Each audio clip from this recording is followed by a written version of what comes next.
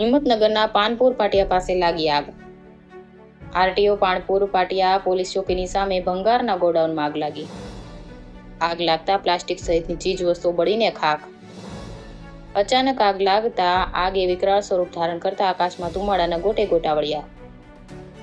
હિંમતનગર ફાયરને જાણ કરતા ઘટના સ્થળે પહોંચી આગ પર કાબુ મેળવવાના પ્રયાસ કર્યા.